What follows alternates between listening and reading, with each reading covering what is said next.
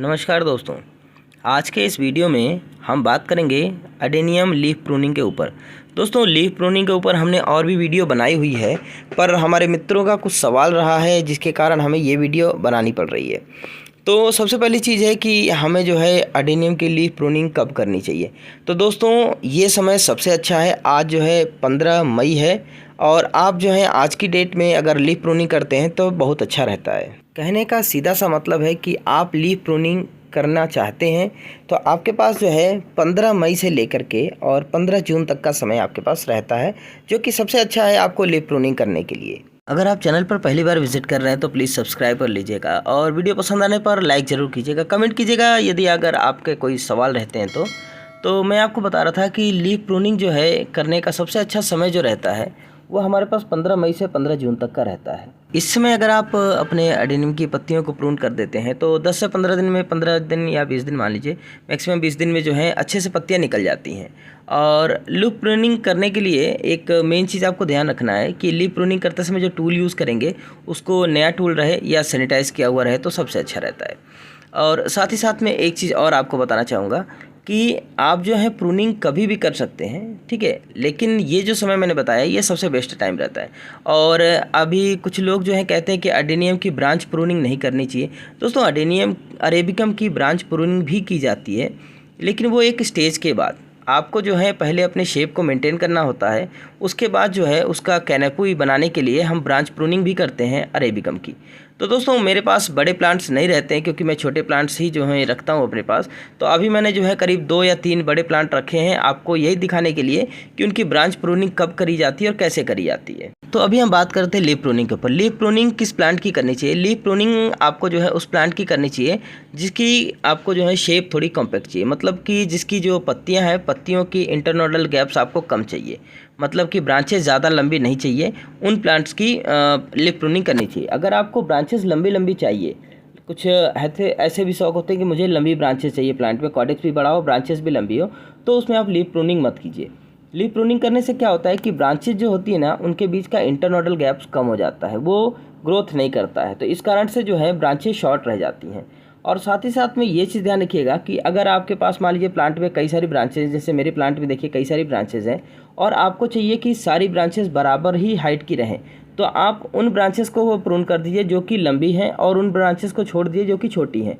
तो जब ये छोटी वाली ब्रांचेस की लंबाई जो है बड़ी ब्रांचेस के बराबर हो जाएगी, उसके बाद आप सबको एक साथ प्रून करिएगा, तो उससे क्या रहता है कि एक राउंड शेप बनेगा, एक कैनोपी आपकी अच्छी तैयार होगी। लीफ प्रूनिंग भी जो है 3 तरह से की जाती है। 3 तरह से कैसे? एक तो प्रूनिंग जो होती है वो क्या होता है कि जो आपके बड़े बड़े पत्ते हैं ना, केवल उनको कट करना है। दूसरा क्या होता है कि आपको जो है सारे पत्ते कट कर देने हैं। और तीसरा होता है कि जो ऊपर टिप की पत्ती होती है ना, केवल उसको छोड़ करके बाकी सारी पत्तियां कट कर दी जाती हैं। तो तीनों जो है प्रूनिंग होती हैं। आप कहेंगे कि पत्तियां ही तो कट करनी है, इन तीनों में अंतर क्या है? दोस्तों, तीनों में अंतर होता है ग्रोथ से रिलेटेड। आपको किस तरह की ग्रोथ रखनी है। अगर आपको बिल्कुल भी ग्रोथ नहीं रखनी है तो आपको सारी पत्तियां कट कर देनी है। अगर आपको हल्की ग्रोथ रखनी है तो ऊपर की पत्तियां रख के कट कीजिए। और अगर आपको ग्रोथ कंटिन्यू रखनी है और थोड़ा सा शेप मेंटेन करना है तो आप बड़ी बड़ी पत्तियों को कट कर दीजिए। चलिए आपको समझाता हूँ ये कैसे काम करता है। अगर पत्तियाँ बड़ी बड़ी हैं तो देखिए, पत्तियों से भी फूड बनता है और पत्तियों के लिए भी फूड बनता है। तो फूड अगर पत्तियों के लिए बन रहा है तो हमारा जो कॉर्डेक्स रहेगा वो उतनी अच्छी तरह से विकास नहीं कर पाता है। और अगर पत्तियों में फूड बन रहा है तो हमारा कॉर्डेक्स भी बढ़ता है और साथ ही साथ में हमारी जो पत्तियां रहेंगी वो भी बड़ी होती है। तो अगर पत्तियां ज़्यादा बड़ी हो रही हैं, पत्तियां ज़्यादा घनी हैं, तो उससे क्या होता है कि हमारी पत्तियों की ग्रोथ होने से इंटरनोडल गैप्स भी बढ़ते हैं और साथ ही साथ में हमारी पत्तियां जो भरी रहती है, हमारा पूरा पौधा जो है पत्तियों से ढका रहता है। लेकिन हमारे कॉर्डेक्स में जो फूड रहता है वो एक लिमिट से ही जो है रहता है। जो ऊपर जा रहा है फूड वो ऊपर जाएगा और जो फूड स्टोर होना है उतना फूड स्टोर रहेगा। लेकिन जब वो पत्तियाँ कट करते हैं तो पहली चीज़ होती है कि प्लांट शॉक में जाता है। शॉक में जाने से क्या होता है कि वो सडनली अपनी ग्रोथ को होल्ड करता है और साथ ही साथ में फूड स्टोर करने की कोशिश करता है, मैक्सिमम फूड। इस प्लांट की एक सबसे अच्छी खासियत होती है कि ये जो है अपने जो इसकी स्किन होती है ना, ये उससे भी फूड बनाता है। तो इसको पत्तियों की उतनी आवश्यकता नहीं होती है फूड बनाने के लिए। पत्तियां हैं तो फूड बनेगा ही बनेगा, लेकिन अगर इसकी पत्तियां काट दी जाएं तो भी जो है अपने स्टेम से, अपनी ब्रांचेस से, अपने कॉर्डेक्स से भी जो है सूर्य का प्रकाश लेकर के उससे भी फूड बनाता है। तो अगर हम पत्तियों को कट करते हैं तो सबसे पहली चीज़ होती है कि ब्रांचेस की ग्रोथ रुक जाती है। दूसरी चीज़ होती है कि हमारा जो कॉर्टेक्स होता है वो मोटा होता है।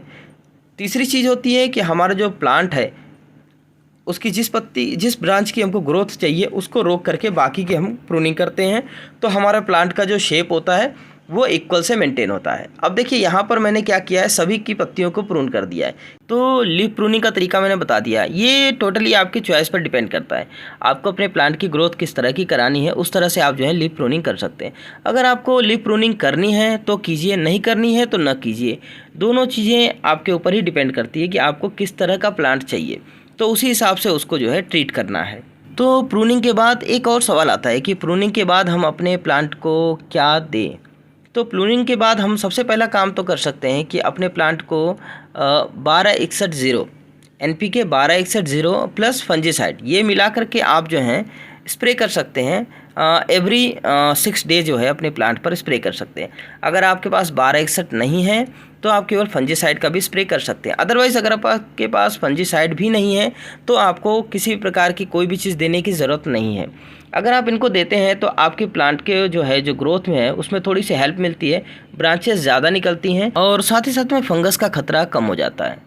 और एक चीज़ और मेन होती है कि आपको प्लांट पूरी तरह से दिखता है, दिखने के बाद आप समझ सकते हैं कि कहाँ पर आपके प्लांट में जो है दिक्कत आ रही है। यदि कोई माइट वगैरह लगा हुआ है, कोई अगर इसमें जो है कोई पेस्ट का अटैक है तो वो भी आपको क्लियर दिखता है, और साथ ही साथ में आप उसको भी क्लीन कर सकते हैं। और इस पे जो है मैंने बताया फंजीसाइड और NPK मिला करके देने का तरीका, तो वो आप पत्तियों को कट करने के तुरंत बाद भी दे सकते हैं, थोड़ी देर बाद भी दे सकते हैं, कोई दिक्कत नहीं। देखिए यहाँ पर मैंने पत्तियों को कट किया है और मैं तुरंत इस पर जो हूँ स्प्रे कर रहा हूँ। अगर आप तुरंत स्प्रे करेंगे तो भी कोई परेशानी नहीं है, और अगर आप बाद में करते हैं तो भी कोई परेशानी नहीं है। और इसको रखने की लोकेशन बताता हूँ। आप इसको जो है धूप में रख सकते हैं, कोई दिक्कत नहीं है, लेकिन होता क्या है कि अगर ज़्यादा तेज़ धूप में रखते हैं तो आपका जो प्लांट रहता है वो क्या करता है, सनबर्न का खतरा उसके ऊपर बढ़ जाता है। तो इसलिए कोशिश कीजिए कि आप इसको जो है थोड़े जब तक इसकी पत्तियां नहीं निकल रही हैं तब तक आप इसको एक ऐसी जगह पे रखेंगे जहां पर डायरेक्ट सनलाइट जो है, बहुत तेज़ जो है सनलाइट इसको ना मिले, जिस कारण से इसकी जो स्टेम वगैरह है, जो इसके कॉर्टेक्स वगैरह है वो जले। तो आप अगर इसको रखते हैं, मुश्किल से मुश्किल आपको 10 दिन से 15 दिन में आपको पत्तियाँ निकलनी शुरू हो जाएंगी और आपका प्लांट जो है फिर से पूरी तरह से पत्तियों से भर जाएगा। तो ये चीज़ें जो हैं बरसातों से पहले क्यों कह रहे हैं, बरसातों से पहले करने से ये होता है कि अगर आपको ब्रांचेस शॉर्ट चाहिए, आप देख सकते हैं इनके बीच में इंटरनल गैप्स देखिए कितना ही कम है, ठीक है। अगर आप जो है अपने ब्रांचेस को अभी कट करते हैं, बरसातों के टाइम में जो है बारिश में धूप कम निकलती है और बारिश के पानी में नाइट्रोजन की मात्रा ज़्यादा होती है, तो उससे जो है स्टेम की ग्रोथ बहुत ज़्यादा बढ़ जाती है, आपकी जो स्टेम है वो बढ़ेगी, साथ में आपके जो इंटरनोडल गैप्स हैं वो बढ़ जाते हैं, तो आपका एक शेप बिगड़ जाता है। तो यदि अगर आपने अभी इसको मेंटेन कर लिया, थोड़ा सा मैं बोल रहा हूँ, अगर 30% भी अभी अगर आपने मेंटेन कर लिया है तो बरसातों के समय में ये जो है समस्या आपकी थोड़ी सी कंट्रोल हो जाती है। देखिए जैसे कि मैंने आपको बताया था कि इसको कट करने के बाद आप जो है पत्तियों कट करने के बाद ये देख सकते हैं कि अगर आपके में कोई पेस्ट का अटैक है, यहाँ पर देखिए हमको जो है मेलीबग दिख रहा है, ये एक ब्रांच में जो है मेलीबग लगा हुआ है, आपको शायद दिख रहा होगा, ये यहाँ पर दिखाता हूँ मैं आपको, ये वाइट कलर का दिख रहा है ना, ये देखिए मेलीबग लगा हुआ है यहाँ पर। तो यदि हम पत्तियों को नहीं कट करते तो हमें समझ में नहीं आता और यहाँ से हमारा प्लांट का ग्रोथ जो है वो ख़राब हो सकता था।